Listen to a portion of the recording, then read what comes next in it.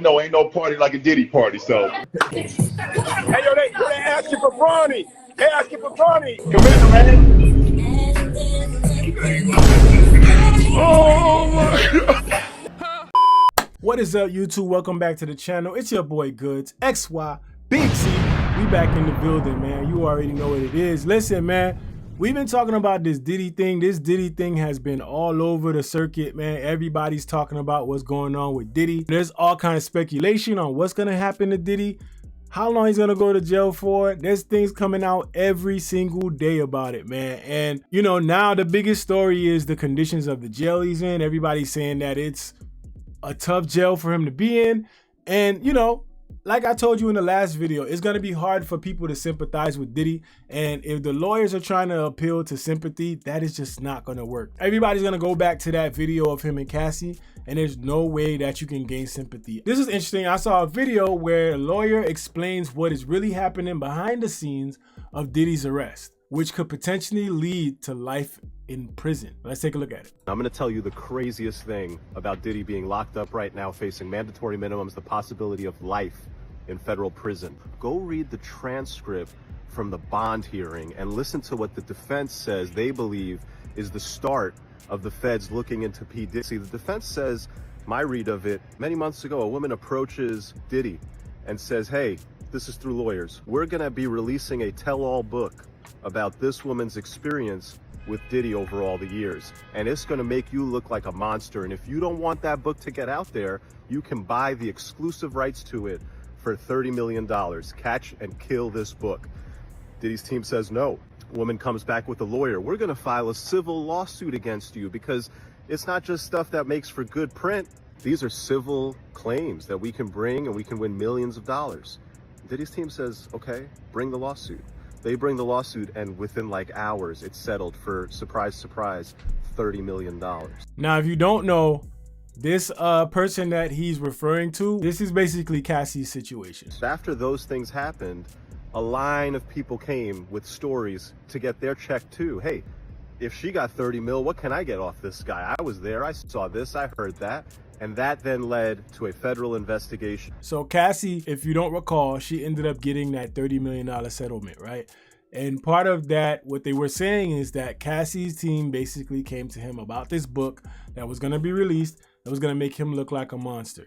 Now, with Diddy paying this, a lot of people were saying, well, you guilty, you this and that. So Diddy his team ended up saying, hell no, we ain't paying. Like, it was playing hardball, right? And then eventually, you know, they had to take this to civil court. So they take this to civil court, they go to civil court, everything happens, and they end up going for a settlement for 30 mil.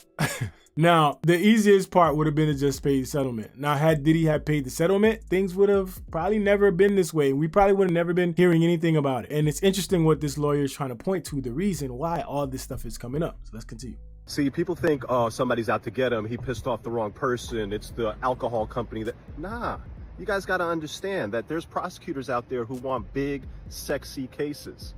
They don't fall out of the sky every day. The chance to go after somebody like P. Diddy and put him away for life is like the greatest case you could ever find if you're a prosecutor. And so, when a public filing gets released and you read it and you go, wait a second, that law firm is mad thorough. Wait a second, he settled it for 30 million. Wait a second. If all of this is true, then I could probably get some subpoenas, I could probably collect some evidence, I could probably build a case.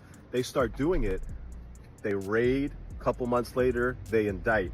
It is very possible that had P. Diddy immediately caught and killed the story by paying the $30 million that he paid eventually anyway, that story never gets public, nobody ever comes forward, and nobody in the federal government ever bothers to look for the baby oil. Nah, I ain't gonna lie, bro. You did not have to end it with the baby oil, dog. But okay, man, do what you gotta do. But basically, that's what he's alluding to. It's basically if Diddy had paid that settlement out in the beginning and hushed that book, bought the rights to the book and killed it, this would have all been done. Now, just because Diddy could have killed the story doesn't mean that he didn't do the things that he's accused of doing. And Diddy has always been a menace, man, in a lot of ways. And, you know, you got to call it for what it is. He ended up getting what he got because he was arrogant. Now, whether that was his doing or his team's doing, if you knew at the end of the day that you were doing some foul, horrendous things and people out there had dirt on you and they were about to write a tell-all book, you paid to kill that book. But because they took the arrogant route and didn't pay to kill the book, took it to a civil case, and once they took it to a civil case, you ended up paying the 30 mil that you was gonna pay anyway in the beginning. And you know, it's a bad misstep on the defense's part, but I think what they were doing is they were calling their bluff. And they basically came out like, yo, we need that 30 mil. And this is why that settlement came out about the 30 mil, and people were automatically just saying, well, if he paying the 30 mil, that means he's guilty. Well, the fact of the matter is, had you paid that 30 mil before, it would have been under the hush-hush. You could have bought the rights to that book, and it would have been under the hush-hush. Now, the other side of this is, Diddy paid the 30 mil, settled this, so the book wouldn't come out. But then the video came out. So if you really look at it, he probably couldn't escape this if eventually the video comes out. Now the video, all the video does is it beats on his public perception. So now Diddy saying, I'm innocent, I'm dying, I didn't do this. You can't say that anymore because your public perception has just been destroyed, you know? But what that does is that probably doesn't open this investigation. And that's what this lawyer is trying to explain here. So Diddy could have found his way out of here, but Diddy got defeated by the very thing that has caused him to be in the position he is right now. And it was his arrogance. His arrogance, this idea that your money can make you get away with whatever you want. You can do whatever you want because you have the money. That arrogance is what is getting a lot of these celebrities jammed up because it's causing them to do things that they think they can just walk away from and nobody will ever speak on it. But Diddy did it to himself, and it's gonna be interesting to see within the next few weeks how this goes. It's gonna be interesting to see where this goes, and it's also gonna be interesting to see what names are implicated in this. And also, if you notice, no celebrity is really coming out in Diddy's defense. The people that are kind of taking his defense are the people that are questioning things and saying, where's the proof, where's this, where's that? But I don't think there's going to be a lot of people that's going to come out to his defense. A lot of people are going to stay quiet. A lot of people are going to stay out of it because there's so much footage out there of people saying, ain't no party like a Diddy party. Everybody was saying ain't no party like a Diddy party. There's footage all over the place now of him and Justin Bieber. It's definitely a 15-year-old's dream. Oh my God. You know, I have been given custody of him, and we gonna go full crazy. We're going crazy. Crazy. Oh my God. Buck full crazy? Oh! Somebody! Oh! Okay, dog. There's footage all over the place of him in these parties, bruh. And it's gonna make everybody question the people that attended, man. Everybody know ain't no party like a Diddy party, so. Yeah, that's what's up. Hey, yo, they asking for Brawny. They asking for Brawny. Y'all niggas.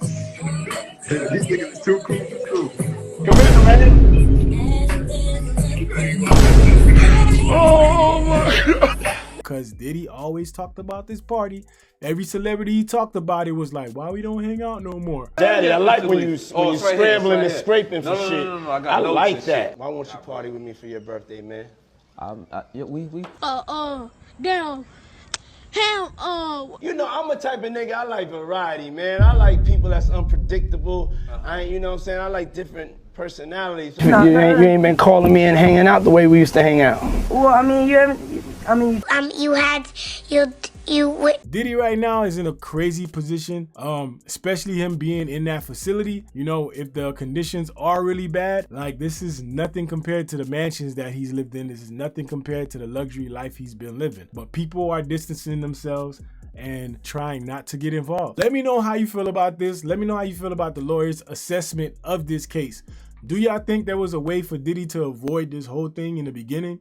To avoid it, period? Let me know in the comment section, man. Listen, if you have not subscribed to the channel, make sure you subscribe to the channel, man. Violate that like button for your boy. Support the channel, man. You already know what it is. It's your boy Goods, XY, Big Z. Let's go. all make believe if you look at it that way. I've been had dreams since I hit up the pathway. I swear it's all good till you're broken in that way. I'ma get the money, keep it going like that way. Move to the left, to the left. That's what she told me. Said I came back, hit the game like Kobe. Now she all front of the dick like Moby. Look her in the face like, bitch, you don't know me. Shit. The game is immaculate. Matter of fact, my aim is mad accurate. They say, cause you amazing. That's why I keep the instrumentals blazing.